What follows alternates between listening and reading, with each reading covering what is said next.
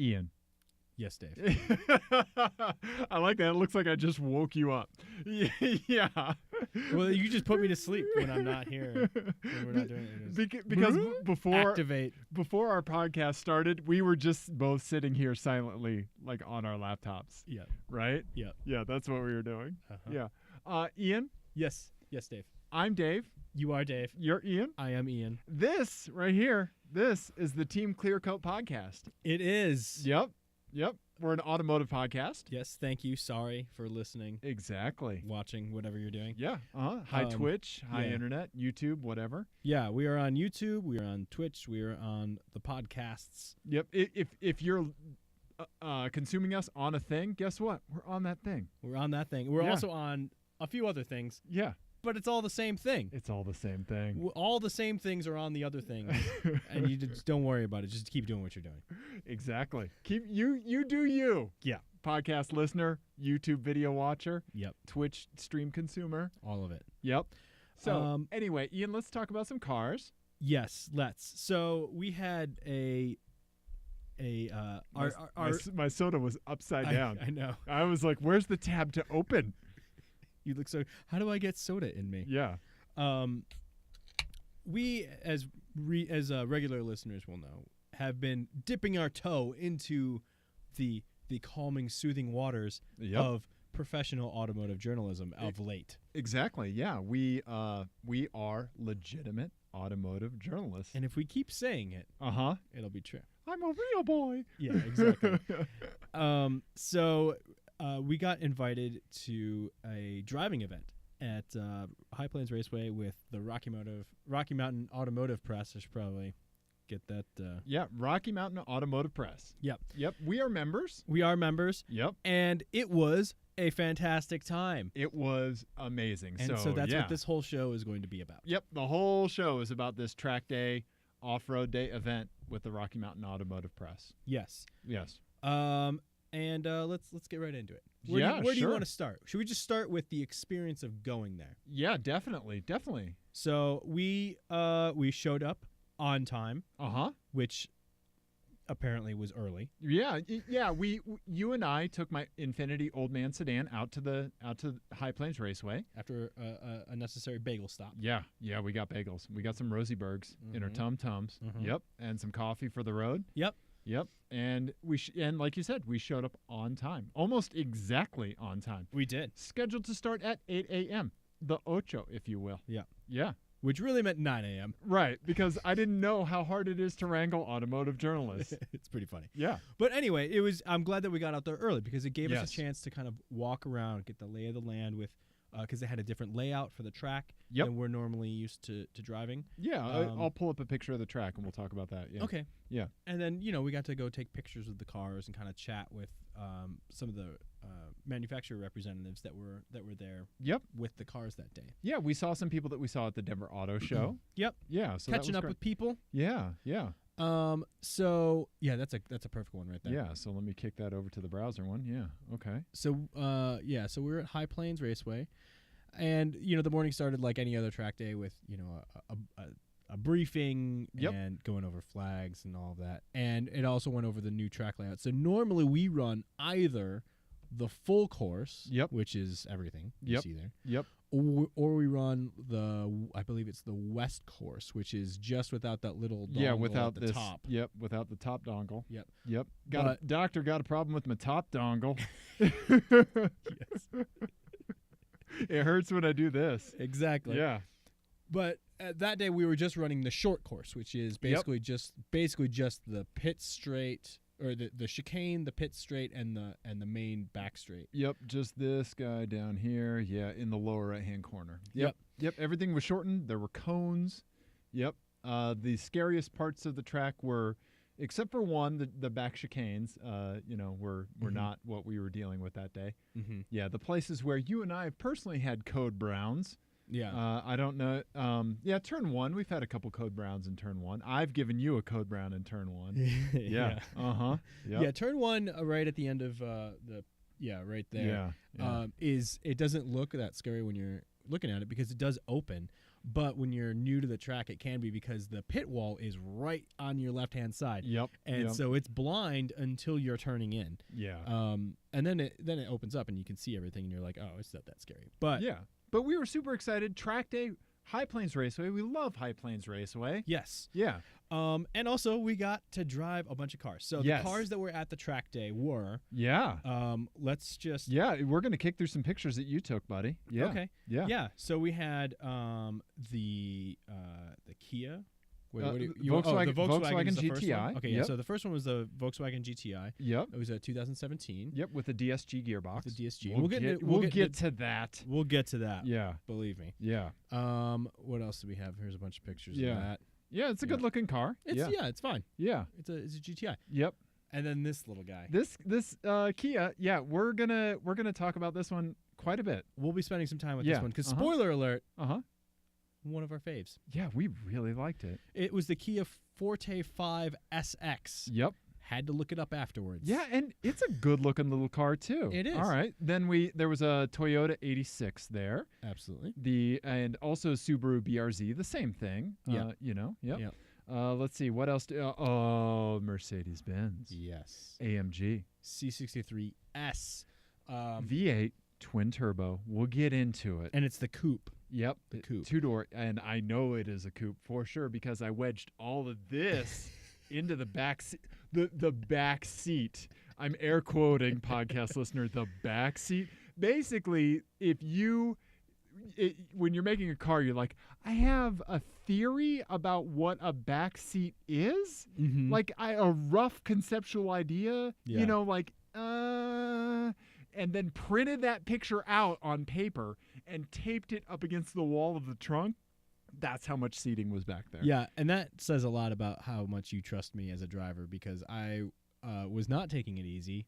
Yeah, and you were in the back. It had these ridiculously obnoxious wheels, but very cool stripes. Yeah. And then also a Hellcat. The Hellcat. Yeah, Dodge Challenger Hellcat. I figured out how to remember Challenger Charger because I always mix them up in my mind as to which was the two-door and which was the four-door. Mm-hmm. Challenger, 2 L's, 2 doors. Oh, yeah. I like it. Yeah, that is how you spell Challenger, right? Pretty sure. Okay, good.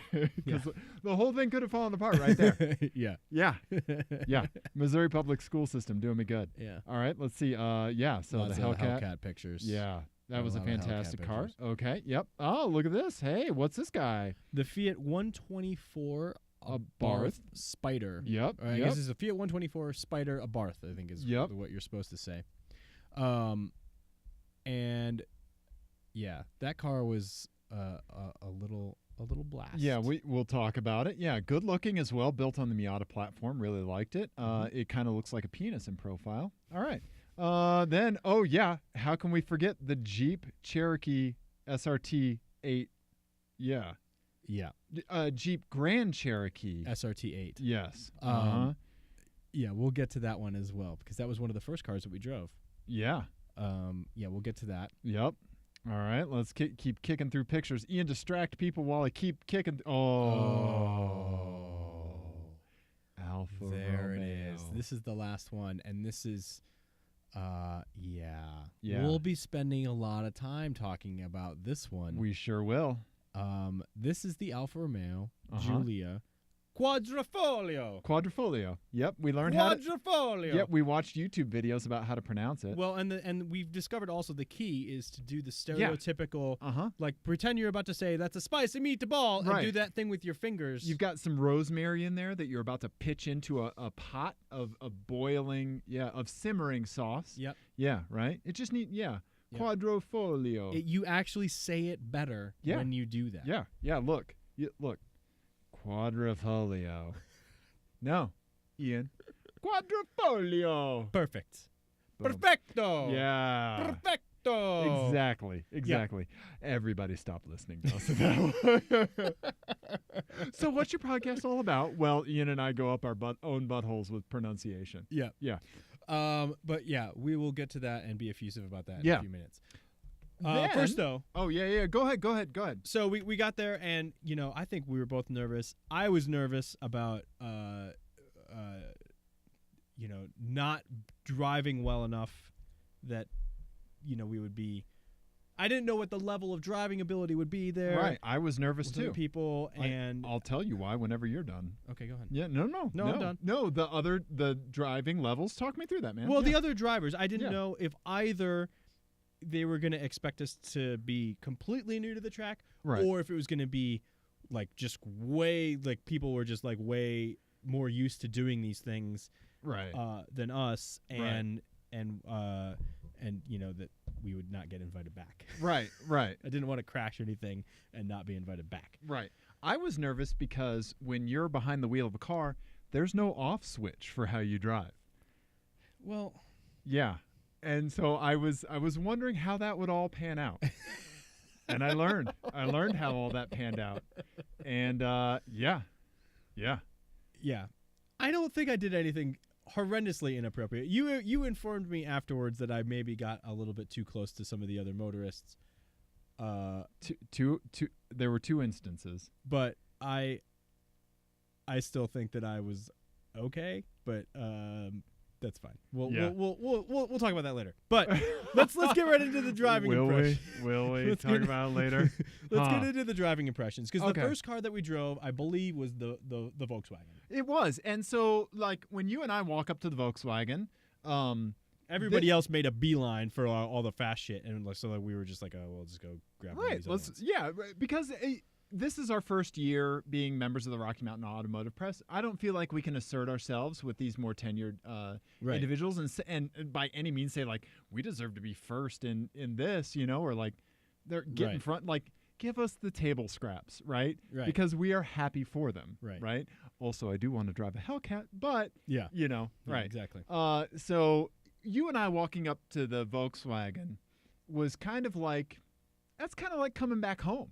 A little right? bit, yeah. Like, yeah, it's like, oh yeah, like I know this city. Like, like we're just putting on like Pearl Jam 10. We know all the songs. Mm-hmm. Jeremy, what with the speaking and whatnot. Yeah. All of these things. So it was we hopped in the Volkswagen. Yeah. And you drove first. I did drive first. And it was fine. It was fun to kind of learn the track layout in a car that was roughly familiar, because I've driven that track in my car, and I have a Golf, and I've driven this generation Golf before, but not this generation GTI before. Right. And I've driven tons of cars with the DSG. I will say that my impressions were that that number one, I couldn't figure out how to turn off traction control, which I don't think you can in that car. Yeah, that's frustrating. And it was stepping in. Yeah.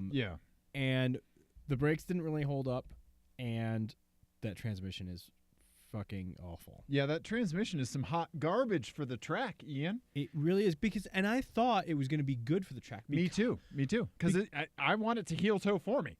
Right. Do the stuff that I can't do. That's what I want you to do. And I think that there are times when that DSG gearbox is pretty good. When you're driving aggressively on the street, okay, it's really pretty good in a lot of the applications I've had it in. Okay. But it's garbage at slow speed. Yes.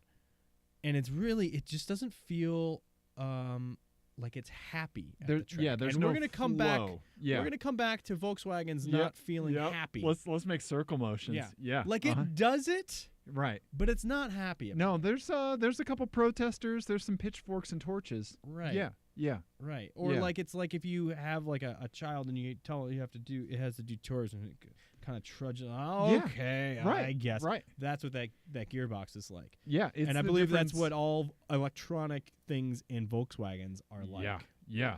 It's like, and that's the difference between can and should. Well, it can. Yeah. Do a track day. Exactly. Is this a car you should buy to do track days? No. Not with that gearbox. Nope. I think if you're going to do track days, I think you're better off, even if you don't know how to drive stick, you're better off learning to drive stick and getting that, because it was a really good value, that car, as it sat, and they still do okay interiors. Yeah, and they do have, and Volkswagen does now have Apple CarPlay and Android Auto as standard now, which is Very nice. And the default suspension setup, great. Yes. Fantastic. Yes. Yeah. That transmission that was garbage. Yes. So after that, we got in another car. And you drove it too. And do you agree with my driving impressions? 100%. Okay. Yeah, 100%. Yeah, it was. It was the grunt. The acceleration was pleasant, right? Yeah. Like you'd expect from a GTI. But overall, like that transmission just really ruined it. Yeah, I agree. Yeah. But like the Volkswagen GTI is a really sought after vehicle, right? I mean, a lot of people really look up to it. Volkswagen fans run deep. Yeah. I like when we were talking about DSM tattoos a little while ago, like we wondered for a minute if people with DSM tattoos existed. We know people with Volkswagen tattoos exist. Like true. there's probably one within a 25-mile radius. Safe to say, right? At least. Right? At least. Yeah. So that's easy. Right? Yeah. So, like this is a car a lot of people I think look up to, and I think that maybe you might be served better spending the money somewhere else. It is a good benchmark, though. Should you want to track it? But yes, like you're saying, it is the benchmark. Yeah. And that's fine. It's a known safe entry. It should still be the benchmark. I think. Yeah. So. This is. I don't want to take too much time on it, though. Yeah. Exactly. Okay. So next, Ian. The Kia. Let's talk about the Kia. Because that was what we drove after that. Yeah.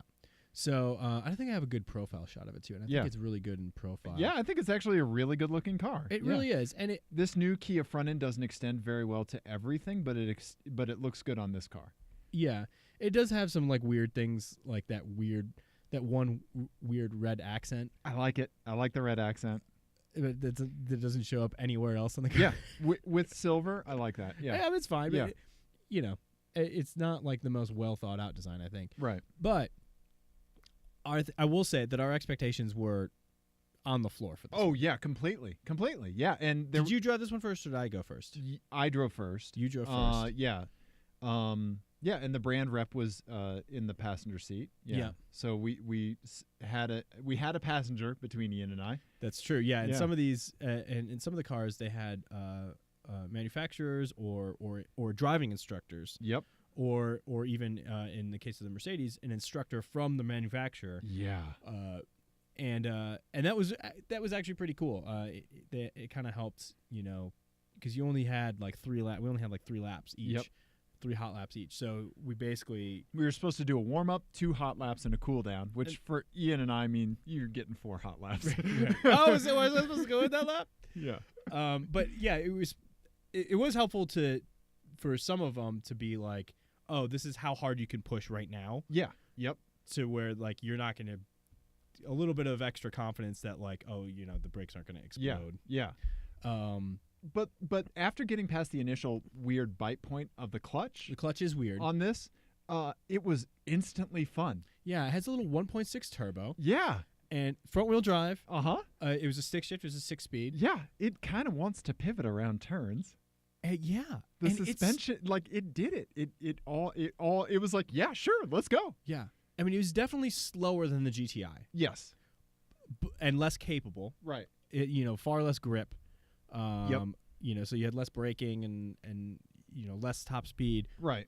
But right, it was more fun. It was fantastic. Yeah, this Kia was that one friend that you have that's not like your go-to person, but it's the person that's like, I really need somebody to go like to belay me rock climbing, or go have a rager with, or like catch a weird movie that nobody else wants to go see with me. Right. Like it's that one friend that's like, yeah, sure, let's go. Yeah. Yeah, no, because it had that enthusiasm on the track. Yeah, it wasn't a good car necessarily, but it was fun. It wanted to dance with you. It wanted to rotate. And the interior looked really good. The interior was really impressive. Yeah, Kia stepped up their game with that. But that car, as it sat, was more expensive than the GTI. No way. Yeah, it was like $26,000 or $27,000. I think. Whoa! Holy cow! And I believe it was more expensive than GTI, or about the same price.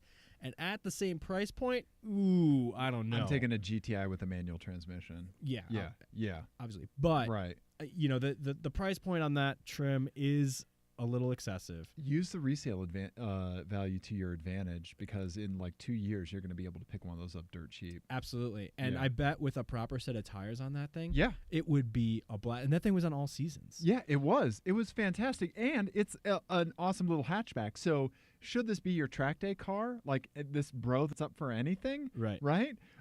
Like you have room to throw a separate set of track wheels and tires in the back of it. Absolutely. And then drive home on your normal tires. Yeah, it was the surprise of the day, I would say. Yeah. But both, for me, Yeah. it was the biggest surprise of both the track event and the off-road event. Yeah, for sure.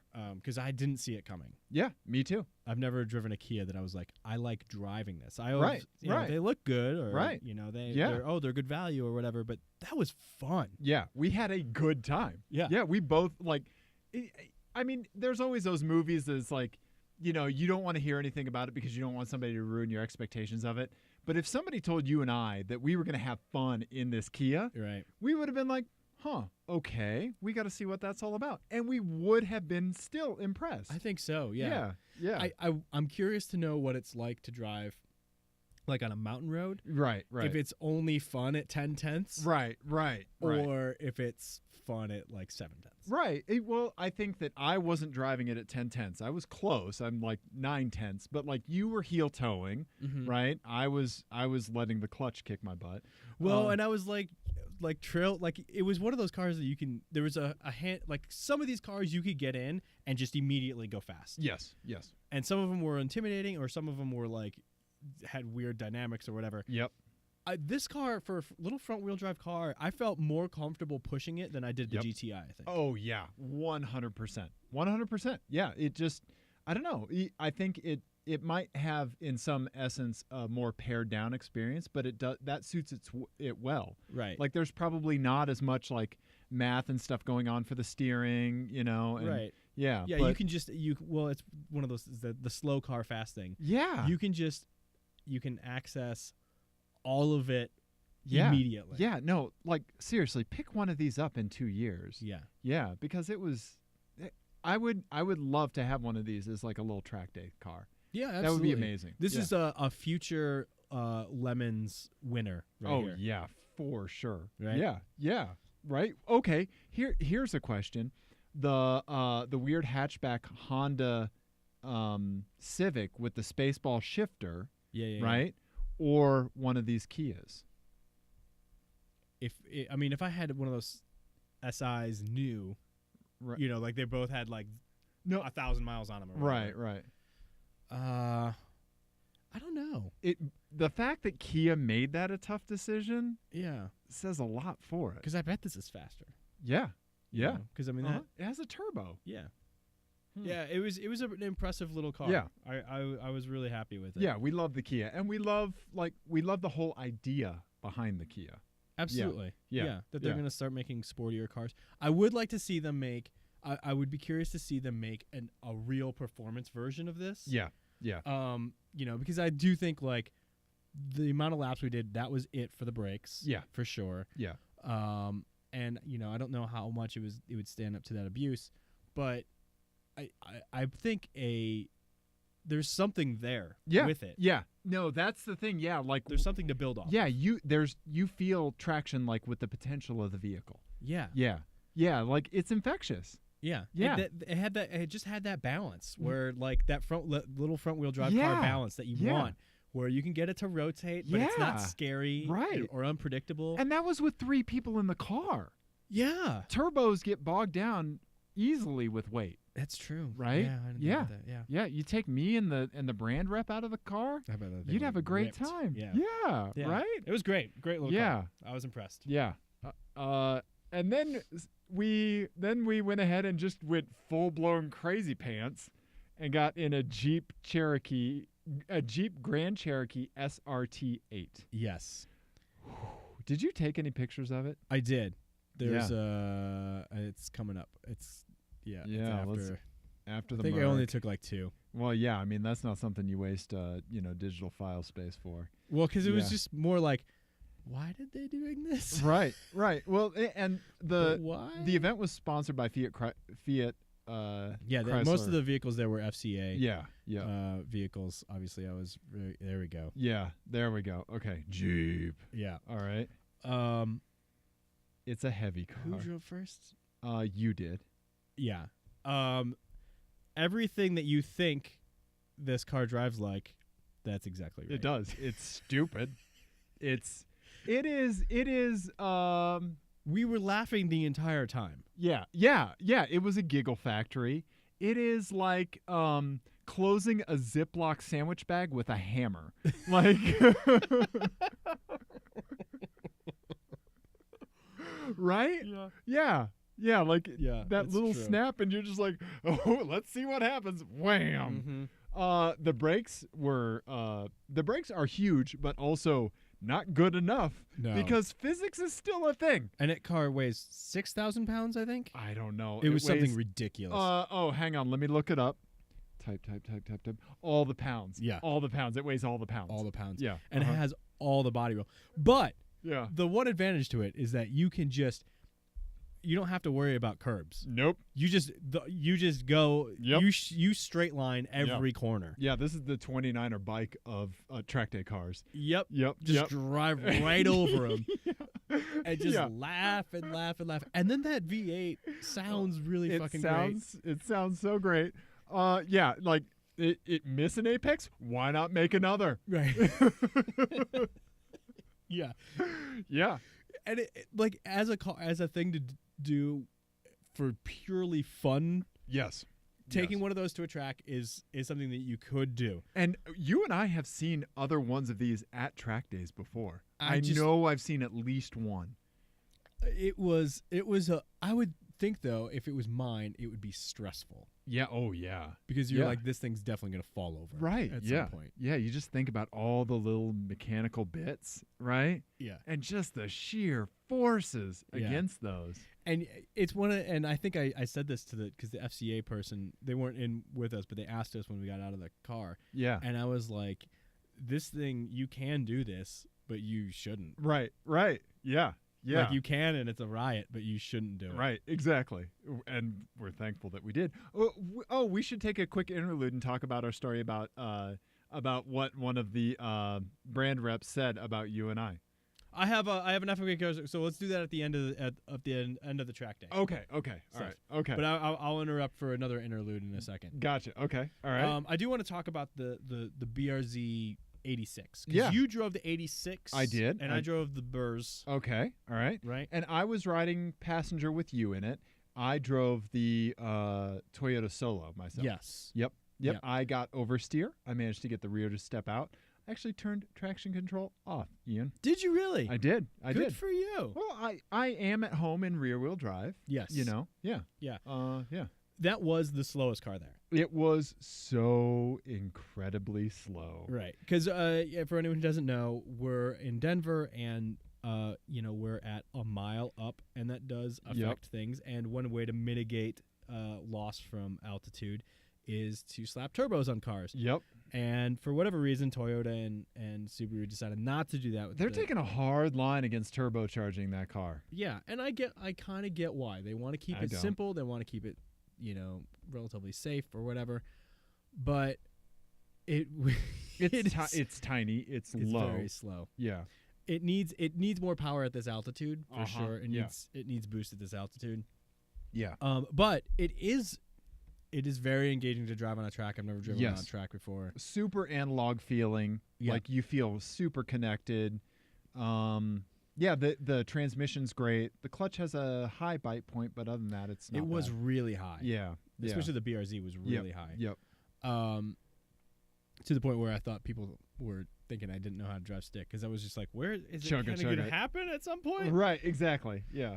And then the only thing I would say about it is that I had kind of been freaked out by it a little bit because everyone talked about how easily it oversteers. Yeah. Yep. And it does. Uh-huh. But it's not scary. Right. Like no, I thought it was going to be unpredictable and like all of a sudden I'm sideways sort of thing. There's no snap. No. Nothing happens quickly in that car. Yeah, you can tell it's coming. Yeah. It's But culturally, I think this car is an important piece for car culture. right? Mm-hmm. Because I think this represents a brand not trying to make everyone happy, right? I think that they are choosing a very distinct direction for this car. Yeah. Like, as much as we harp on wanting more power out of it, it is what it is, right? Right. And whenever you try to make everyone happy, you're only going to disappoint people. Well, it is the whole idea of like fun is more important than fast. Exactly. And exactly. it is good to see a manufacturer embrace that to a certain extent. Right. Although it could be faster. It could. But and here's the thing. The whole time Ian and I are driving these other cars, our minds kept flashing back to the Kia. A little bit. Yeah. Yeah. I drove the Mercedes with V8 and twin turbo, and I still thought about the Kia every now and then. I can say that did not happen to me. Yeah, that happened to me every now and then. Yeah. The only thing I was thinking when I was driving the Mercedes was, holy fuck, this thing is fast. Yeah. Do you want to talk about it? You want to talk about the Mercedes? I want to take a pause. Okay. All right. And play a game of FMK Cars. You want to explain Yes. it to the people? I would love to, Ian. Ian, FMK Cars is a game that you and I play on our podcast. It is the classic game, Fuck, Marry, Kill, but we play it with cars instead of people because we're not horrible, deplorable monsters that live in baskets. Mm-hmm. So F in this game, fuck means you hit it and quit it. You drive it for one day. That's all you get. M means you marry it. It is your daily driver, warts and all. K, you kill it. You send it to the crusher immediately. All right, Ian. Yeah. Pat Benatar, hit me with your best shot of FMK Cars. This one's called Slow Car Fast. Okay. The slowest cars we drove at the RMAP event. Ah, there we go. Okay. Okay. All so right. we got the 2017 in order of slowness. Yeah, 2017 Burrs. Yeah. Burrs or 86. You can take your pick, whichever Yeah. one you want. Okay. Obviously, the only advantage to the BRZ is that you get Starlink with it. Oh, you do. Starlink made a comeback. Starlink. We have to make a proper Starlink video sometime. We do. Yeah. And then we'll have the 2017 Kia Forte 5 SX. Yep, that's right. And then the 2017 Volkswagen GTI. Okay, I'm marrying the Kia straight up. Nice. Okay. Yeah. And then let's see here. Let me pull up some pictures of the other ones. So the Kia, I'm definitely marrying the Kia. Mm-hmm. Yeah, I mean, it was just too fun. I would just do brakes, tires, and maybe an ECU flash if anybody makes one. Right. Right. Yeah, the ECU flash might be like, I don't know. You have to that thing when your remote control batteries are dying for your TV, and you take them out and you roll them in your hand to get, and then you put them back in. You can change the channel one more time. Like that might be an ECU flash for the Kia. Yep. But yeah. And so then I will. So it's between the BRZ and the GTI and the GTI with the DSG. I'm killing the GTI with the DSG, and I would F the BRZ 86. Okay. Yeah, for sure. Which one would you have between the BRZ and the 86? Was there a noticeable I don't enough think difference? there's any noticeable difference. I don't think Yeah, I mean, I would get Starlink, so yeah, so Starlink. Also, Ian and I have not Volkswagen, Toyota padded lunchbox. Oh yeah, that's right. Those I have them up in my kitchen. We'll talk about that in the next episode. Yeah, some swag to give away. Yep. So, what would you do in that case, buddy? Would you marry the 86 BRZ? Yeah, I might, and then I might crush the GTI and do the Forte for a day. A day, okay. Because again, I think that the BRZ would be more fun to live with day to day. Yeah. I think on a track, the Kia was a ton of fun. Yeah. But I don't know that it would be that much fun day to day because it is so slow. Yeah. And it's front wheel drive. Right. So. How good would the Kia look with the bike rack?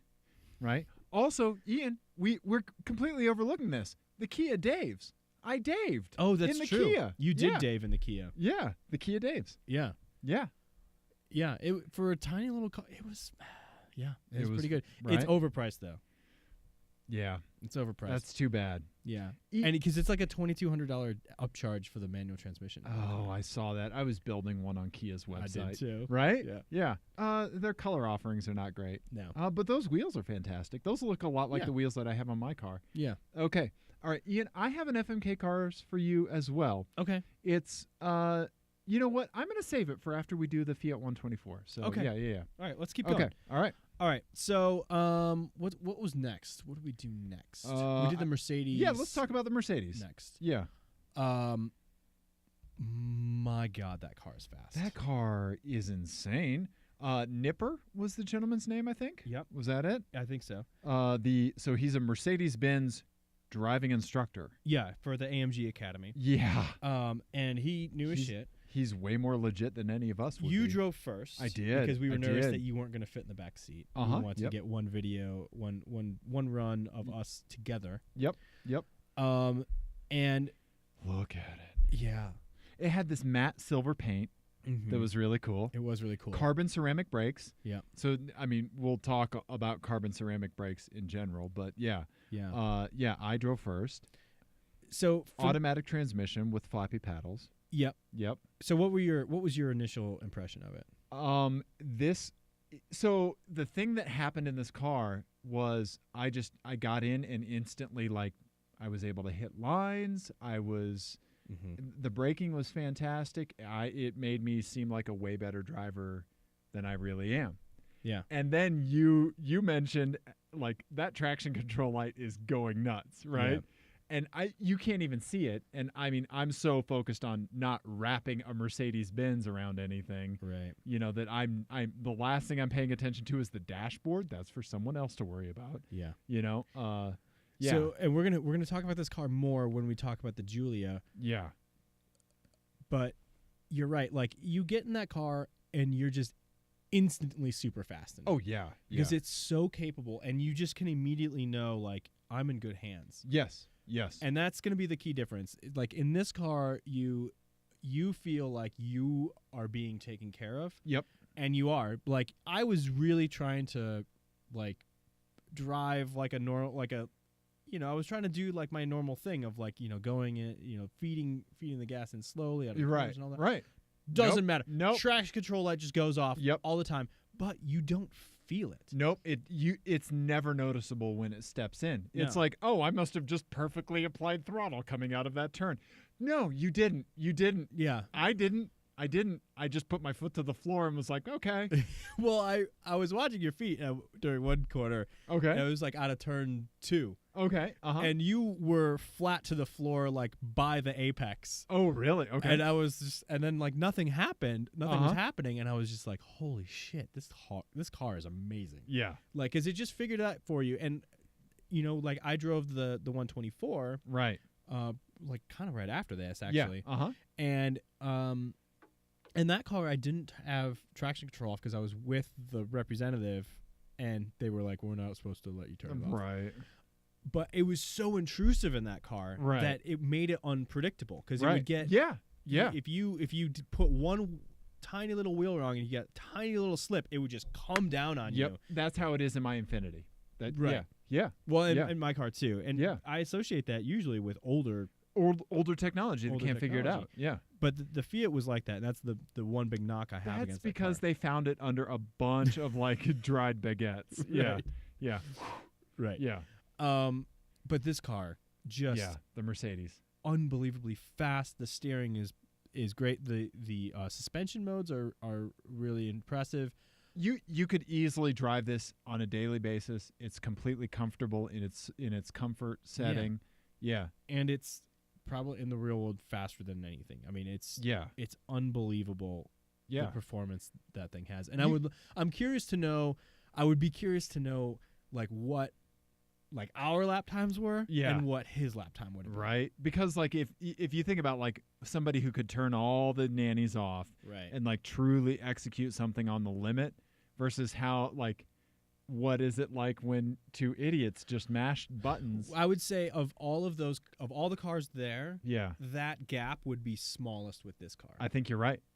Because when this car is doing all of those things to help you, it's doing it so seamlessly and so well. Right. Yeah. That you don't lose confidence. No. And it's designed to help you build confidence. Yeah. And push the car. We got in that car. And within less than 3 minutes, we were doing 110 miles an hour in it. Yeah. Ian. Which on that short on that short configuration is pretty good. Right? Yeah. Yeah. So it's ridiculous. Yeah.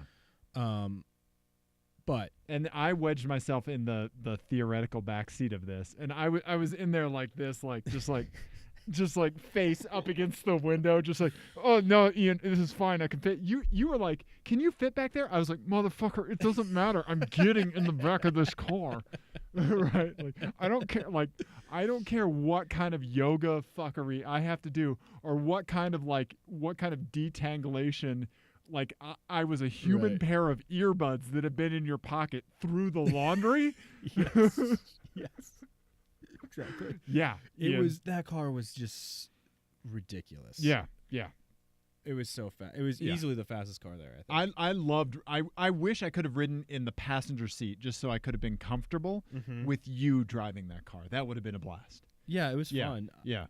I wish that's a car that I wish that we had more time with, just so I could start stepping traction control off to see what would happen. Right. I want to see. I want a little bit of that tooth. You know, like I want the sugar. I want the stick. You know. Yeah. Right. Yeah. Yeah. The pan. Yeah. Kiss the pan. The pan kisses you. You know. Yeah. Okay. Should we talk about our disappointment of the track event? Other than ourselves, our lack of Hellcating. Yeah, we can talk about our lack of Hellcating. So, being new to professional automotive journalism, it turns out that time management is an issue for us. At track events. Yeah, we kind of got lost in the whole like, we're driving fast cars. Right. And we forgot to kind of assert ourselves and get in line for the Hellcat. Right. And it was part of it was that we were trying to give ourselves both an opportunity to drive every car. Exactly. And so we were trying to get both of us in the car at the same time. Right. In retrospect, that kind of screwed us. Right. And we didn't really get to drive the Hellcat. You got to drive it on the parade lap. I did. And I let the cars go, and then I mashed the throttle a couple times so we could actually feel the full acceleration of it just for a little bit. And I am kind of glad that was just on the parade lap, because that car is terrifying in the back seat. I only wanted, if we did one thing, I only wanted full throttle in a Hellcat with you in the car. That's all I wanted. You got it. I did. You got it. I did. And I apologize to FCA for the cleanup you have to do in the back seat of that car, because there's a lot of poop. You went through 3 phases in that car. Yeah. Right? Yeah.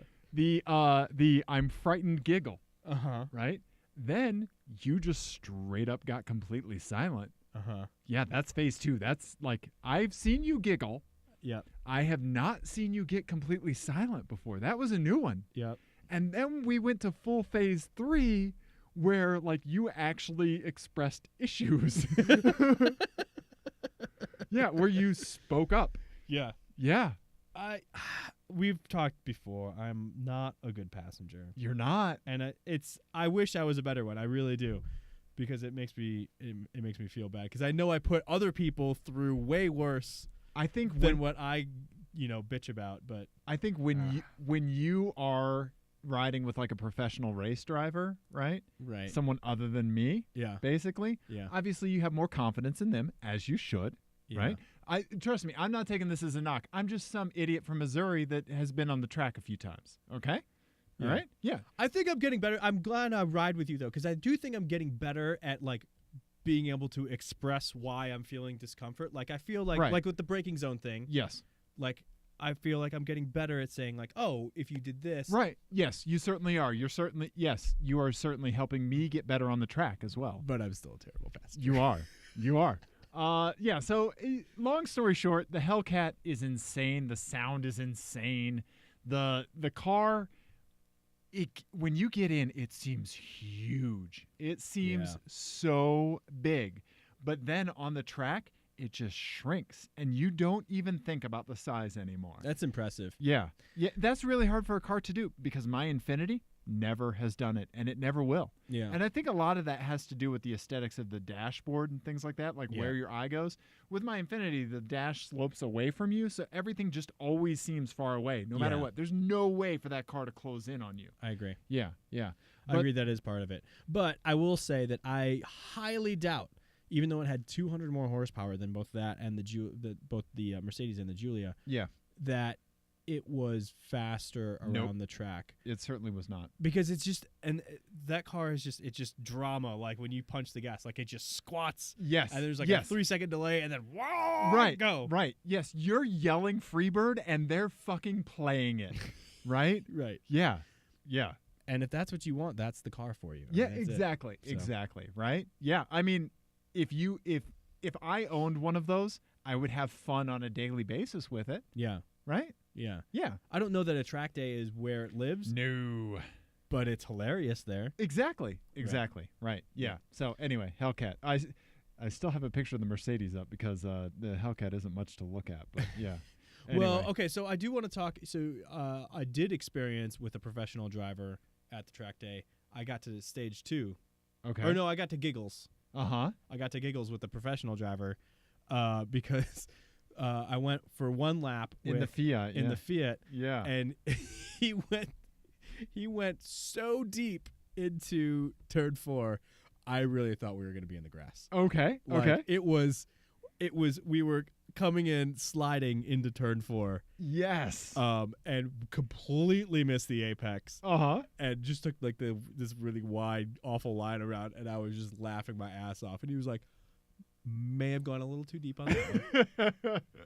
Okay. All right. And then he tried to like spin it off as like I was trying to show that like you can recover or whatever. Right. He overcooked it just a smidge. Right. Just a smidge. Yeah. So he was a professional driver? Yeah. Okay. Yeah, nice. He was one of the instructors. Oh, nice. In the 124. Fantastic. But yeah, that car was a lot of fun, and it was reasonably quick.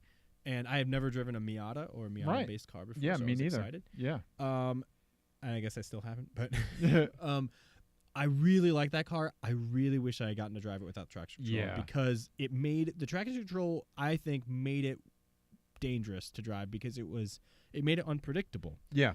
And I think at the I don't want to say I don't want to say like at the level I was driving it at, but at the point, giving it the beans, right? Yeah, as close to the limits of the car as I was, right. Being unpredictable is really that's not the time. Now's not the time, Fiat. Right. Now is not the time. Right. And so that's my big knock against that car is that at the limit, the traction control is not helpful. Do you know what my big knock against that car is? You don't fit. I can't fit in it with a helmet. The reason I didn't drive it was because I can't fit. Yeah. I couldn't fit without a helmet. Like my head was, I had like less than a finger's width of headroom in the car. Seat all the way back, everything. The only thing I could have done is scooted the seat forward and lean the seat back a little bit. That move, to kind of bunch my knees up. But then your heel, clutch and everything is off, and it doesn't work in that car. I fit in that car very well. I'm sure you did. It was basically made for you. Well, yeah, exactly. So anybody 6'3", 6'4", above, you can't have a 124. But I do want to talk about one funny thing that happened with this car. Okay, yeah, let's hear it. When we first arrived there, we were walking around taking pictures of all the cars, and that was beneficial about getting there early, quote unquote early, on time, early press journalist time. And the one of the guys from FCA was standing there, and they were talking amongst themselves, and we started to have a discussion of like, do you fit in this car? Right. Yeah. And so you got in. We were trying to figure out like, can you get in with a helmet? Right. We want you to make. Can we break physics to allow me to drive this car? Right. And I don't remember how it came up, but it was basically we decided that I would drive the car and you would be my roll cage. Yes. Yes. You would be my roll bar. Yes, that's right. If we rolled over, my head would be the thunk. Yes. Yeah. And so we were kind of talking about that, and one of the FCA guys overheard us and said, "That is so romantic." Yeah. And we were like, "Yes, absolutely. Yeah. We're putting that on a T-shirt. Yeah. That's the TeamClearCoat podcast. Yeah. That's so romantic." Yep. Ian's the driver. I'm the roll bar. And I have an FMK cars for you. Okay. I have one after you. Okay. This one's called Aww. Okay. And also, oh my God, that's awful. All right. Romantic/tragic cars for you and me. Okay. All right. So the first one is the 2017 Fiat 124 Sure. Spider. You Yeah. just put that one right back up. Yeah, it looks like a penis. I am driving, and we both have a lot of fun, Okay. but you are the roll bar in the event of a rollover accident, Okay. in which case you will almost certainly be killed. Yes. Yes. Second one, 2017 Porsche 718 Boxster S. Oh yeah. Yep. Boxster S. Not Boxsters. Boxster S. Did you mean Boxsters? Okay. Yep. There we go. Yep. You are driving. I am your road rage roll bar. Oh, okay. Any confrontation with another motorist, I handle. Really? Yeah. But this is a one-use item. I am killed at the end of the confrontation. You're killed? And you are fine. Well, you're probably killed with the rollover thing. Oh, wow. Right? So here's the here's the last one. Okay. 2017 Rolls-Royce Wraith. Oh, whoa. Okay. All right. Hang on. Let me pull the picture. 2017 Royce. Yeah. Wraith. Yeah. Okay. All right. Yeah, that's a convertible as well. Okay. No, that's the hardtop. Oh, yeah. The hardtop coupe. Yeah, it's gorgeous. Yeah. So here's the thing. We split the driving 50-50. Okay. And go everywhere together. Okay. All right. We are never allowed to speak to one another again. Ian. And we can't, learn ASL? Is it a loophole? No. We can't speak to each other. No. Again. Okay. Romantic tragic. That's the theme. You see what I did there? Oh man, this is a really tough one. Man, this is a really tough one, Ian. Yeah. I think okay. I'm going to kill the Porsche 718 where you're my road rage proxy. Okay. Okay? I would be a good road rage proxy though. You would. You would come at the person just profanity and hair. Yeah. Yeah. Yeah. Yep. Profanity and hair. Yeah. I think you and me. I will say that profanity, hair, and sunburn. If you are ever wondering how other people see you, how the world, how you're seen through other people's eyes, start a podcast with your best friend and about cars. Then you would know. That's it. Profanity and hair. That's it. Continue, please. Love you, buddy. Love you. It was quite romantic. So I'm killing the Porsche because you have child, Ian, and I could not live in a world where child existed without you. Okay. Yeah. I like that you made a romantic one. I say an altruistic thing and just squash. Just put down. Just all right, whatever. So I think I would kill the Porsche. Okay. That means I have to decide between never speaking to you again, and being your human roll bar. Yeah. Right. This is tough because if I F the Rolls Royce, then we don't speak to each other for a day, and then I am definitely dying when you bog your Fiat 124 because you've turned all the traction control off at the track someday. Right. Or I F the Fiat on the chance you won't roll it on that day. Right. And then live in a world where we never speak to each other once again.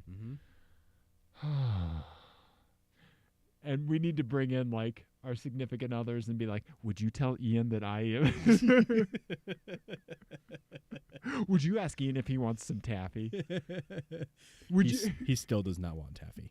Still. Would you ask Dave if he wants to go get some juice? Buddy? You have to use buddy. Yeah. Oh God, this is a tough one. All right. I think I'm going to F the Rolls Royce because I cannot talk to you for one day, and then I will marry the Fiat 124. Okay. Yeah. Okay.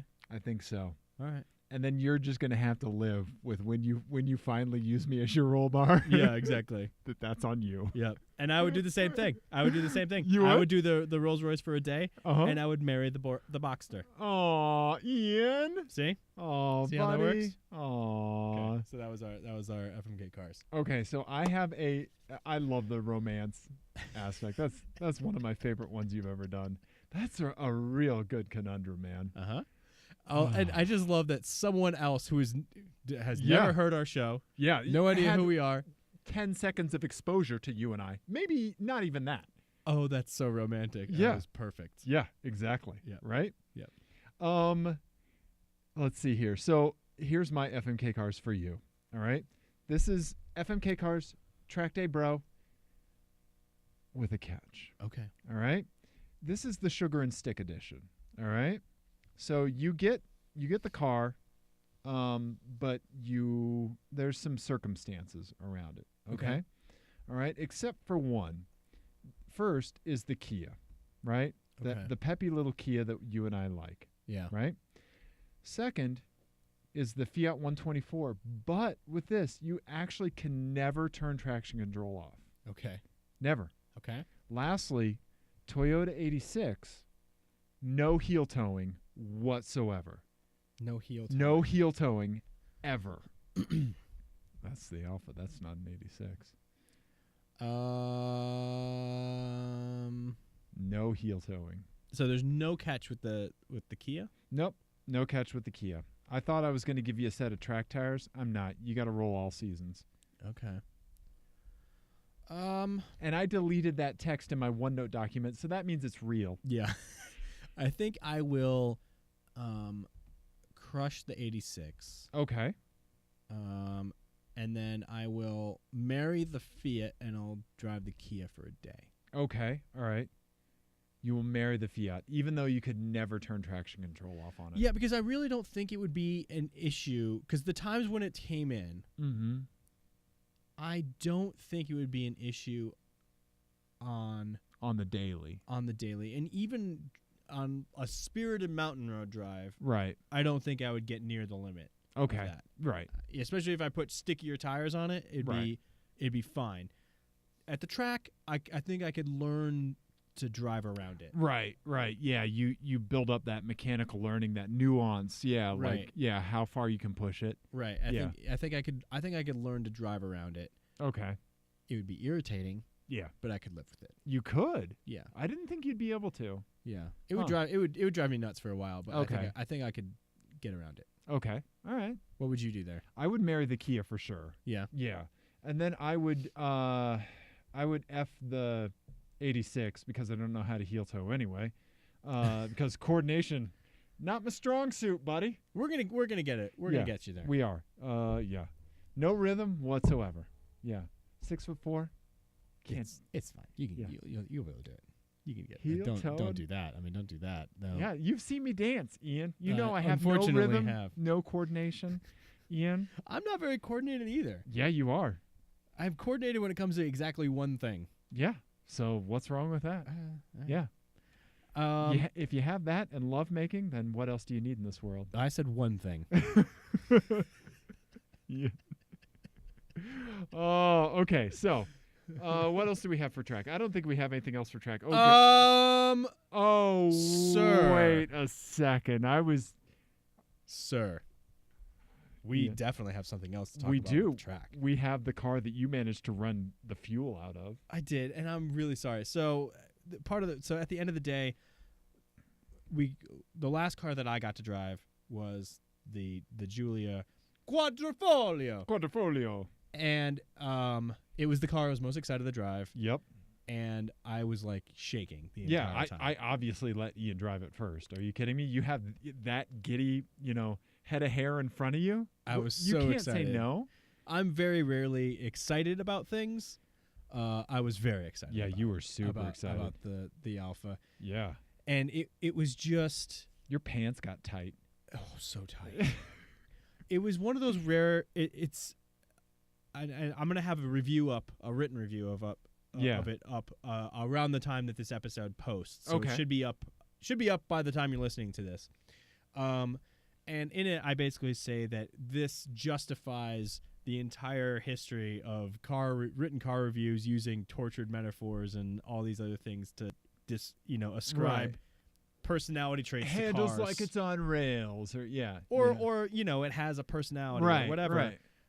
This is the car that justifies all of that, because every input, from just like walking up to it, to opening the door handle, to the way the brake pedal feels, licking its hood, which I might have done, to just the way that everything feels, everything you get through your butt and your hands and your feet is just electric. Like, it just has an electricity to it, and it just feels special. Okay. And I know I only drove it for 4 laps of a track, right? But I don't think it would wear off, and it's unquestionably the best car I've ever driven. That's amazing. That's amazing. Without question. You've driven a Ferrari F430 on a racetrack. Yes. And you like this far better. Yes. Yeah. It was so perfect. Yeah. Like, it had, and I kept thinking about it in terms of that Mercedes too. Yeah. Yeah. Because they had about the same amount of power. I think the Mercedes was without question faster. Right. I think, and it was more. I was faster in the Mercedes. Right. Yeah. But this car is you can feel that it's competent underneath you, but it's not doing everything for you. Okay. It's there for you to explore, and it's challenging, right, and exciting at the same time. Okay. And that's a rare combination, I think. Yeah. When something's like when it's confidence inspiring, challenging, right, and exciting, right, that's a combination you don't get often. Right. Right. And that's this thing. That's amazing. I could go on about it forever. Like those fucking shift paddles. Those just milled aluminum shift paddles that I want to take home and put under my pillow and sleep with at night and snuggle with. Okay. Everything. I would say that the seats, these did not have the sport bucket seats in them. Oh yeah, that's right. They left the Recaros off of this. Yeah. I bet that I've heard that those are slightly uncomfortable. I would bet that for me, yeah, we tend to like those kinds of seats, both of us. Yeah. Because I did kind of roll around in the seats a little bit. Yep. That would be my one complaint about this car, but it would be, taken care of with that. But yeah, I have no idea how well I drove that car, because it was just I was just so excited. You drove it very well. Yeah. This was like the first real exercise in carbon ceramic brakes, where the instructor in the car told you to just mash it as hard as you possibly could. Those braking zones were exciting. You did, and the car wiggled around a little bit. Yeah. Because guess what? Like, that's going to happen when you go from 110 to 40 in I don't know. Oh, it was 70, I think. Was in a very short distance. It was, the braking on that thing was just amazing. But that's the thing. It moves around, but it wasn't unpredictable or disconcerting in any way. Like, it just felt like this is what we're doing. Right. It's probably following tiny little tram lines in the pavement instead of oh no, it just wiggles like like the Saab did when I would brake hard, right, where it would just wander, right. And contrast that with the Mercedes, and it's just dead straight every time. Yep. Unbelievable. You can just nail the brakes and nothing's gonna happen. We are very clinical and cold and efficient. Yeah, and I hate to fall back on those tropes, but it was completely true with these cars. Yep. And I know they don't really compete, but they kind of do. Right. That in the sedan form, the C63 AMG S, I think could be easily cross-shopped with this car. Yeah. And to me, that's a no-brainer for me, because they're about the same price too. It would be the Alfa every day of the week. Yeah. If I'm picking one car there to sit in and get thrown around in the back seat like I was just like a sock of loose change or like a child's bag of Cheerios that's scattered all over the place, it'd be that car, because that was an amazing passenger ride. Yeah, I'm sorry about that. I do have one complaint: the size of the fuel tank. Yeah, so we got back in, and the fuel light came on as I was on my in lap. Yeah, and I didn't even look. It didn't even occur to me to look at the we fuel don't care gauge. about that. Yeah, and he was like, "Oh, we got to go get more fuel." Yep. So Dave didn't get to drive it because then Yeah. we were out of time. Yep. So I felt bad about that, but not bad enough that I would have taken the opportunity to drive it again if given the choice. You would have like shoved my face out of the way, like if it was instantly. Go get a gas can. Yeah, you need juice. Yeah. Yeah. I can't wait for the opportunity because we should have the opportunity to drive it in August. Hopefully, yeah. Yeah. Yep. But yeah, it's amazing. If you are in the market for a $70,000-ish sedan. Yeah. You're an idiot if you don't buy that car. Right. Yeah. I'm sure there's going to be some pains of ownership, but it doesn't matter. You have to burn bright. Life is short, man. Yeah. Life is short. I don't care what the maintenance issues are. I do not care. No, go for it. Go all in. That car's go all amazing. in. Yeah. Yeah. Love with your whole heart, man. Do it. Yeah. So how many more hours do we have to talk about this? As many. Let's see what's left on the recorder. 10 hours and 26 minutes, buddy. Might be enough time. Might be enough. Have we talked about the movable carbon fiber front splitter? Lip. Yeah. Yeah. Oh my God. Active arrow for that car. Yeah. Man. Crazy. Pants so tight. Yeah. Right. Sorry. We can move on. I'm so thankful that you got a chance to drive it. Yeah. Yeah. What did it feel like from the back seat? Terrifying. Was it really that bad? Was it more terrifying than the Mercedes in the back seat? The Mercedes-Benz was more of a logistics issue, to be honest. So of all the cars, honestly, like I'm here. I'll try to show you what my seating position was in the Mercedes. Okay. So the seat was so far back. You know, like, I mean, there's just no room, right? Right. So when the seat came back, I was like, oh, we're doing this. Like, yeah. You know, it's like skipping straight to third base, right? Yeah. And so, like, I had one knee up, right? And then the other one was just kind of over the transmission hump as much as I could get it. Right. But then, like, I had to sit kind of, like, turned. Right, because it's the roof slopes so down. I had my head. So here I am like this. It looks like I'm about to give birth. Like, yeah, Ian. Like I was twisted, and my head. Like you're giving birth under a bed. Yeah. Yes. Exactly. Yes. I was a pregnant Anne Frank hiding. And, oh my God. And Ian, whoo, yeah. So that was the issue with the Mercedes. I didn't really have time to be scared. Right. When I was like just wondering like if my kidneys were still gonna work when I got out. True. You know? Yeah. Okay. Yeah. So would you say I would think that the next scariest thing would probably have been the Cherokee, right? Yeah, because you're honestly worried about that car rolling over. So were you more scared in this or in the Cherokee? I was more scared in. It's close. Yeah. Yeah, it's close. It might be too close to call. If you put me in the back seat of the Cherokee, I can't even imagine. Probably the Cherokee, but because I was in the front, that just would have been sick. Right. Yes. Yeah. Just. I also love too that they insisted that we have a co-driver for the Fiat and not for the Grand Cherokee, which had to have been the most dangerous car there. Yes, exactly. What you needed for the Cherokee was like blocks of wood to keep you from pressing the gas pedal all the way, and then like some kind of restrictive steering. Yeah. So yeah. Oh man. Yeah. Oh, what you needed for the Cherokee was to take the car somewhere else. Yeah. Exactly. Yeah. Exactly. Yeah. So there we go. I think we covered all of the track cars. This was Ian and I in our home environment. We're track rats. We're track bros, right? Track guys. We like going to the track. Yeah. So we were really excited. Well, actually, I don't even know if I could say I was really excited.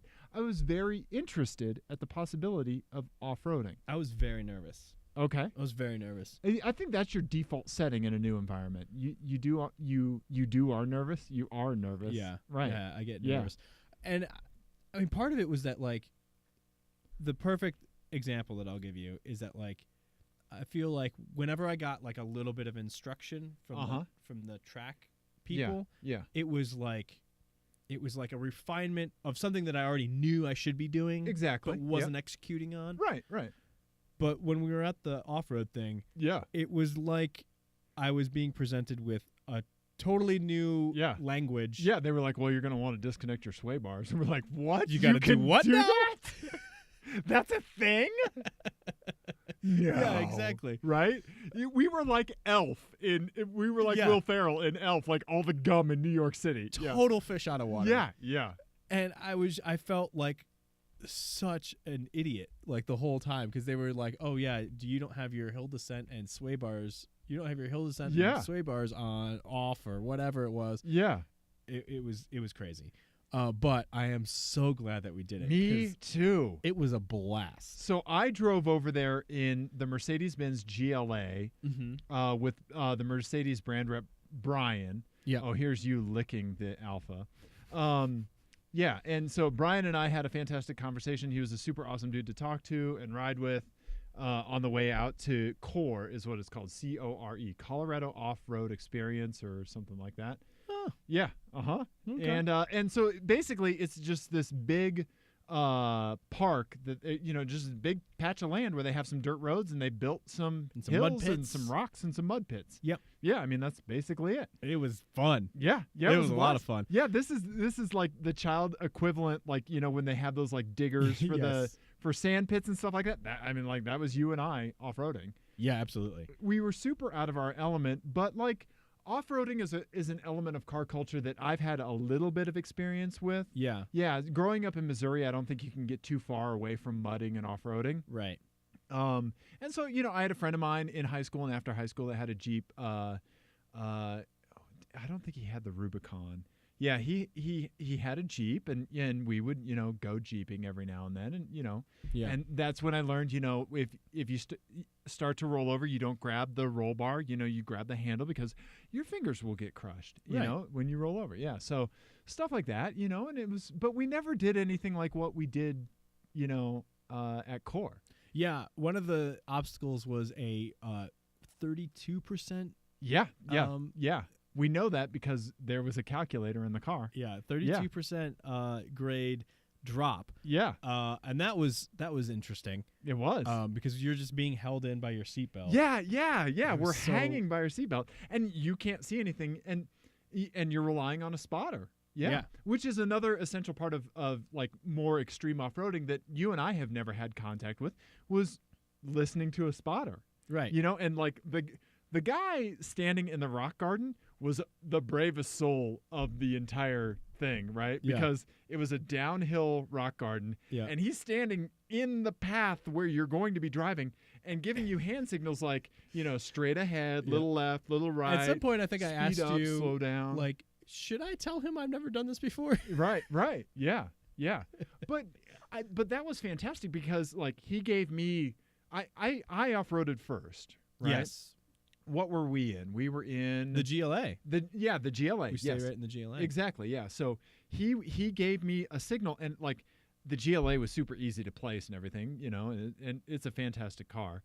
Other than the taillights, but we can get into that another time. Kayak paddle. That's my safe word. My taillight safe word. So like, the spotter would like, a little bit left, a little bit right. I would just do it and he would like instantly like, okay, straight ahead, like turn, boom. And it was like we just like, we locked eyes and like, like got into the super, and it was so easy, Yeah, it was fantastic. Yeah. The little GLA was interesting. Yeah. Because it was much more capable than we either of us thought it was going to be. Yes, 100%. And also, it was I had driven one like just like a few days before we were out there as a rental. Okay. GLA 250, so probably same spec, huh? Yeah, and it was I think it was 1 year older. Okay. And so it didn't have the updated interior and stuff. So yeah, the interior of that car is really nice. Yeah, it's the same as the Infiniti QX30. Yeah. Yep. And I've had one of those as a rental as well. Okay. With the turbo. I think this had the turbo too, right? Yeah. 2-liter turbo.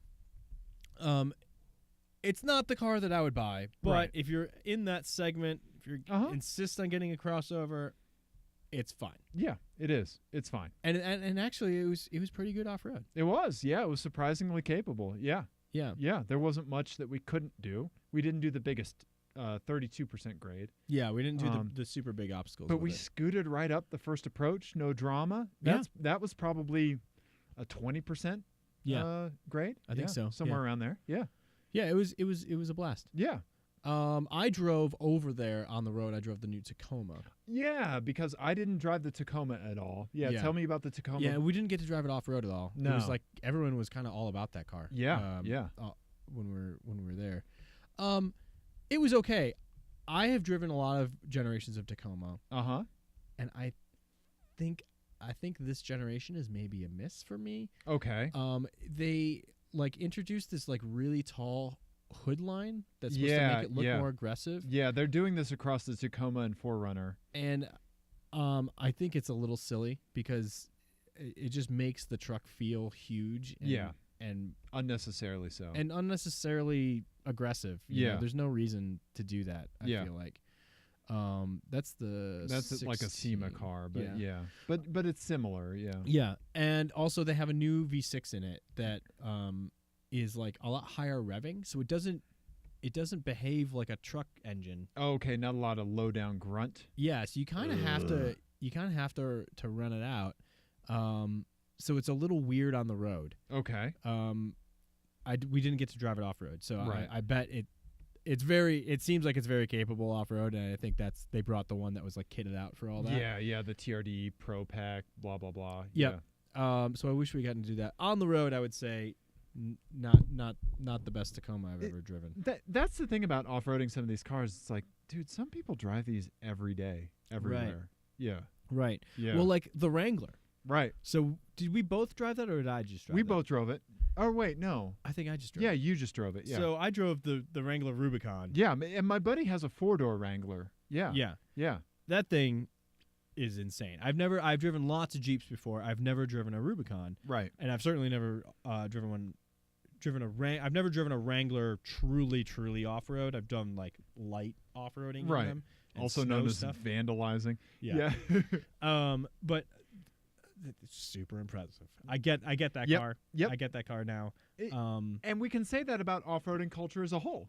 Yeah. Right? We get it. Like, it was really fun. Well, and I also get that, you know, the one thing I think we did talk about is that you know, like sort of drag racing culture. Yeah. Where the temptation would be to buy more and more expensive gear. Right. Where I do feel like track driving, the one advantage that has over these other hobbies is that it's, for me at least, it's easier to be like, the problem is me. Okay. I need to work on me. Right.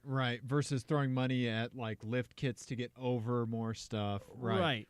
Seeing the vehicle and its setup as a barrier versus your talent. Right, exactly. And drag racing is sort of the same thing, right? Yep. Yeah. Where you just end up like obsessing over gear to the detriment of all else. Right. So that's the one aspect that I would say I still like about track driving over this, but I totally get it. Yeah, no, like it was a fantastic way to spend time. I can see why people do it. Yeah. I can't even imagine like how crazy like real rock crawling is. Right. You know, because like I like, you know, mountain biking a lot, right? I love mountain biking. Trails are my absolute favorite thing. And like anytime I get to a technical section, I love like trying to get over things I could never get over before, and like, you know, that kind of like, right, you know, that like just getting over something is so satisfying. It is right? very satisfying. Just clearing like a curb or a stair is just fun. It is, you know, and and so doing that in a car is awesome. Yeah, right, and going down hills you can't even see the bottom of. Right, it's hilarious. Being held in by your seatbelt. Yeah. Like, if you and I just went off-roading for a day, we would have an amazing time. Yeah. But when it comes, you give me $10,000. What am I going to want to spend that money on? Right. Track stuff. Yeah, I'm going to buy a track car. Exactly. Yeah. Exactly. I'm not going to buy an off-road car. And that's just us, right? Yeah. But, like, having that insight into off-road world was awesome. I will say that the part of that course that I like, because it was a wide variety. They had the rocks. Yep. They had the mud. They had the drops and the climbs. Yeah, they called them whoop whoops. Yeah, for the hills. Yeah. And then they also had a high speed section. Yeah, they did. Yeah. Obviously, I enjoy the high speed section the most. We're gonna get into the whole high speed section. Yeah. Yeah. Yeah. So what other cars did we drive? We drove the I have Jeep. a list here. Yeah. So the since the whole thing was really sponsored by FCA, the Jeep, and it was for the launch of the Jeep Compass Trailhawk. Yeah. We drove that, right?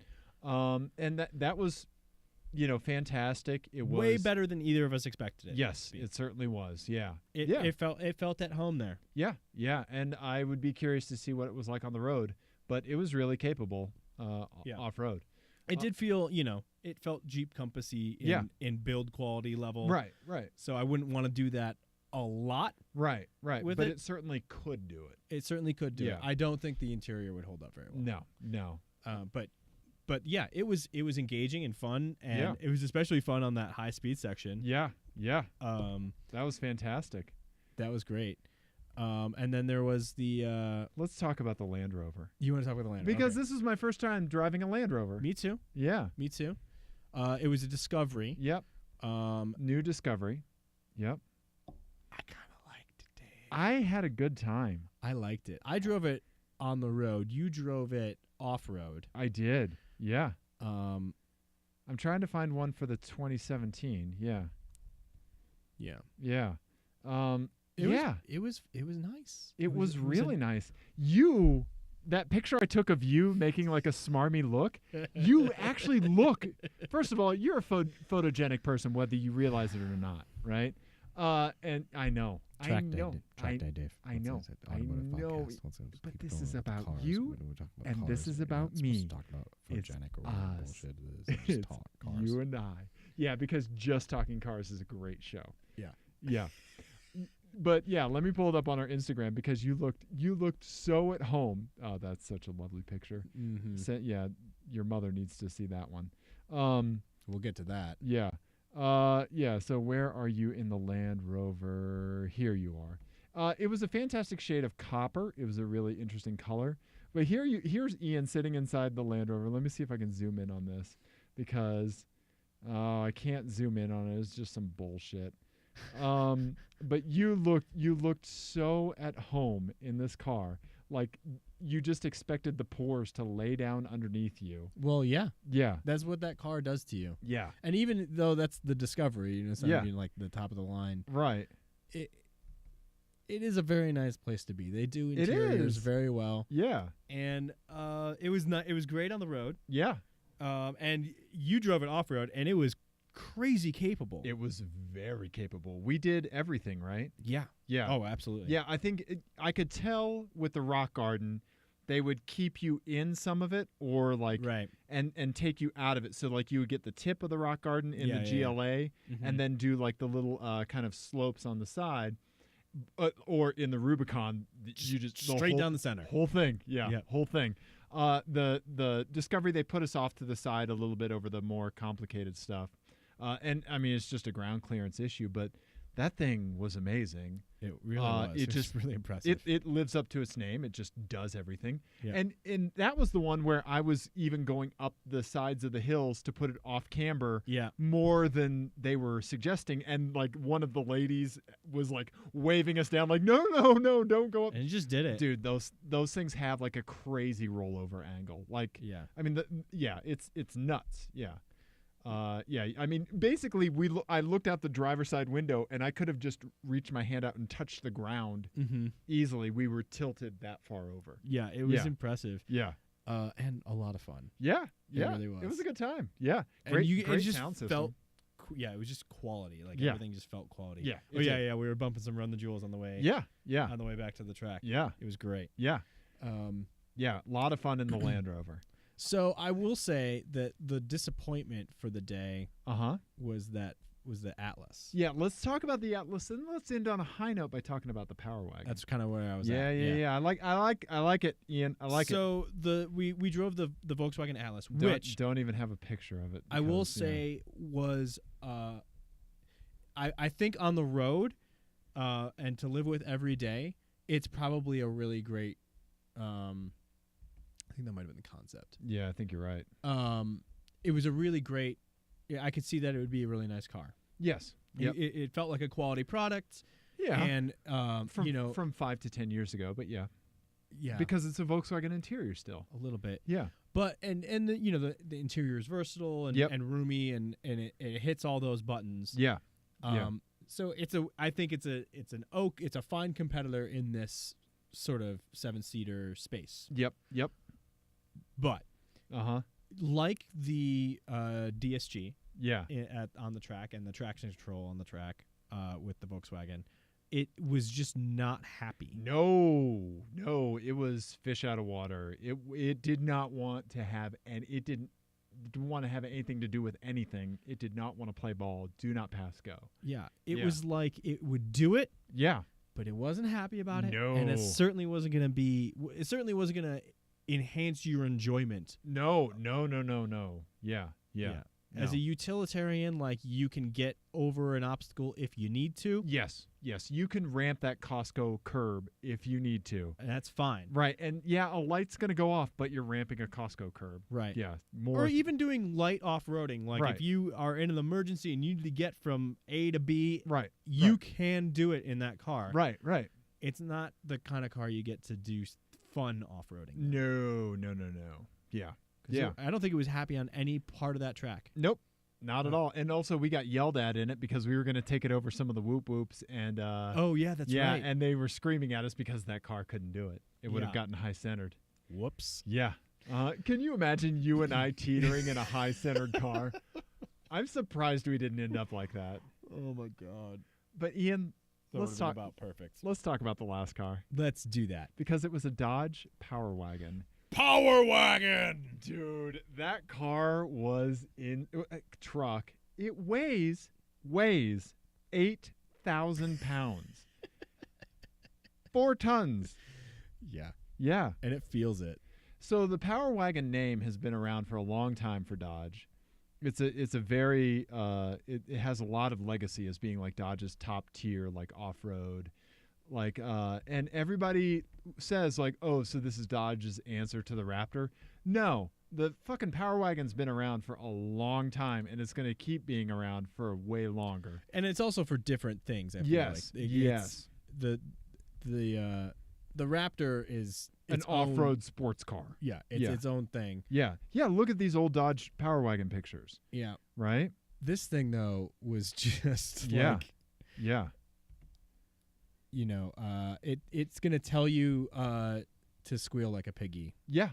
Yeah. And you are Ned Beatty, and you're doing it happily. Yeah. Also, we need to show you getting in it because it was very tall. It has what, 31 inches of ground clearance just from the factory, I think it was. I hope this comes through Twitch and the YouTube, but look at where your waist is versus where the door is. Yeah, it's ridiculous. Yeah, it was really hard for me to get into it. Yeah. Yeah, eventually I just started taking running leaps. Like this. Yeah, boom, in. Yeah. You got to jump. You are quite spry.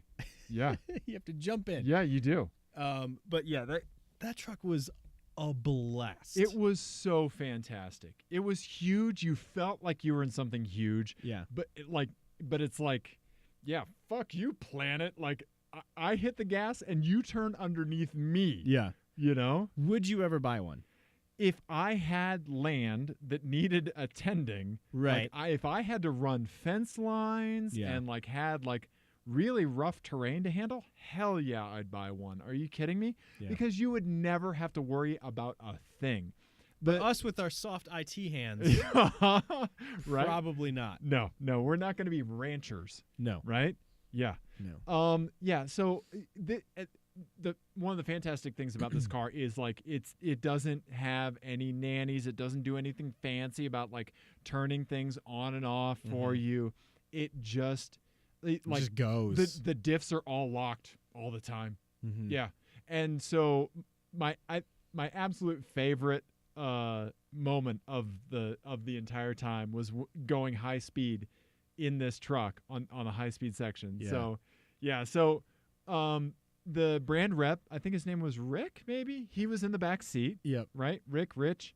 And he was running us through all the great facts about the Dodge Power Wagon, all the legacy, and just how it's how utilitarian it is, because this is utilitarian, right? And he was showing us how fast it can go in 4 low.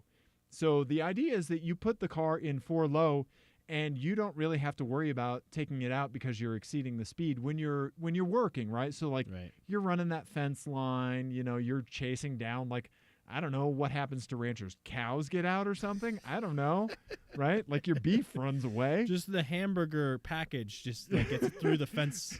Somehow. I think that's where they come from. I think you're right. I think you're right. Yeah. Yeah. The package. Yeah. Before my T-bone's out again. Yep. Exactly. Right. So he said, when you go around this turn, I want you to put your foot to the floor. We were in 4 low, and we're just gonna run out on this straightaway. And so he was like, don't lift. And I looked at him. I was like, dude, I'm from Missouri. Like, pickup trucks are kind of a thing. I was issued one at 16. Yep. Yeah, like people going into the military are issued shoes. Like, yeah. And so what did I do, Ian? Go ahead and tell the listeners. This gentleman did not lift. No. How much panicked laughter did you have? Not a lot. I thought I giggled a little bit, but it was actually just genuinely fun because you're in such a huge truck that you kind of feel invincible, which is dangerous as shit. Yeah. But also, if we hadn't missed that turn and just gone straight, was there anything that would have thrown any? No. Yeah, exactly. No. Right? Yeah. Yeah.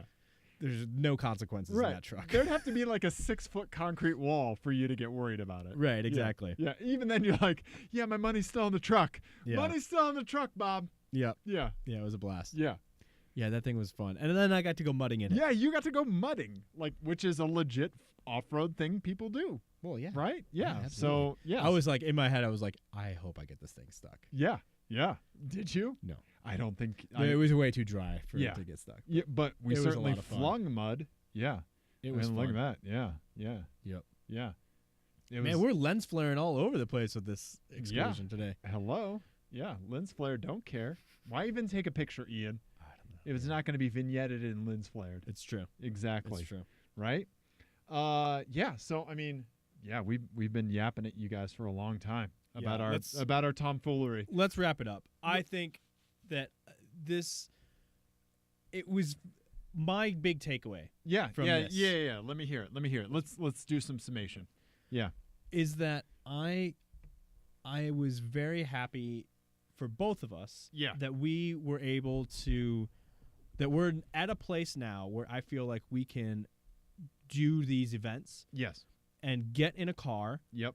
And immediately have an informed opinion about it. Yep. And be able to articulate what that opinion is. You're exactly right. Because I think all of our first impressions of those cars, I didn't read any reviews of anything other than the Alfa. I had read reviews of the Alfa and the Hellcat before we went out there. And going back and reading other people's impressions of things, sure, we're within the margin of error on all of it. Right. And yes. I think the struggle for you and I with this kind of like fitting into the standard mold of automotive journalism where you are issued press cars and things like that. Right. The struggle that you and I have is our show is not an automotive review show, right? We're an automotive culture / comedy tomfoolery show, right? Yes. But we also we make a very large effort. Notice I didn't say good job. We make a very large effort, and I do feel like we do a good job of explaining why we like the things we like. Or why it matters that we like them. Exactly, right? And so the challenge that you and I have going forward from events like this is, besides swag collecting for listeners, right, is to have things through that lens where we're not just going to deliver like, this car does 0 to 60, blah, blah, blah. Right. Like we're not going to be delivering stats, but we're going to tell you like why we really care about the cars that we cared about when we have this exposure to them. That's what we're going to do. Yeah. Right. And, are we able to do that with everything we get behind the wheel of? Not really, but we had some really pleasant surprises like the Kia, right? Yeah. We had plenty of cannon fodder like the Jeep SRT. Yep. And then, you just put your wiener on an Alfa Romeo. Oh, I would totally put my wiener on an Alfa Romeo. Absolutely. Oh, God. Why is this resale value so low? That's the Seinfeld episode where Costanza had the art book that he took in the bathroom that he couldn't return. This book's been in the bathroom, you know.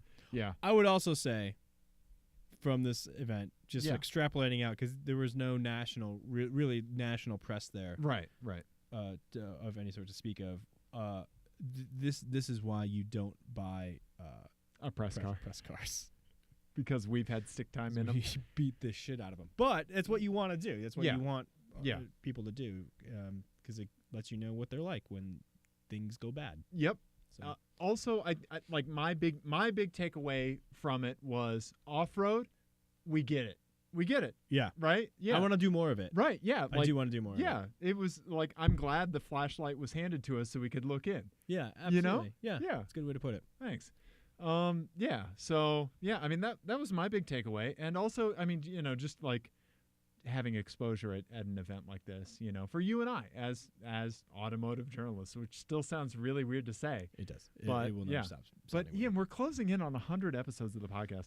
We've put up more than 100 episodes if you're counting after shows, which no one should count after shows because they're just, you know, faffing off. But anyway, Ian, like, we do a thing. Yeah. Right? Yeah. Going through our podcast statistics, right? I've noticed that we might have some listeners in Japan, New Zealand, and Australia. Really? If you are unfortunate enough to be listening to us, but fortunate enough to be in any of those countries, could you please send us an email, teamclearcoat@gmail.com? Because please do that. We would love to hear from our international listeners, as well as any other listener. Just shoot us an email, teamclearcoat@gmail.com. And if you need to know how else to contact us, teamclearcoat.com has all of those particulars, and it will also have slowly but surely some reviews trickling out. When you can take your hand out of your pants and put it on the keyboard to write about the Alfa.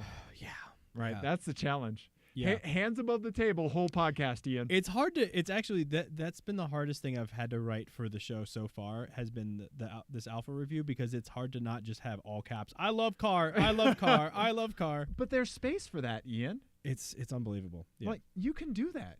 Yeah. You can do that. Okay. Yeah. You have that talent. Okay. Anyway, everybody needs to check Ian's 24 Hours of Lemons articles that he wrote, because those are some of my favorite pieces of automotive writing ever. And, there we go. TeamClearCoat.com. Yep. That's Dave. This is Ian. Yep. Goodbye, everyone. We love you. We love you.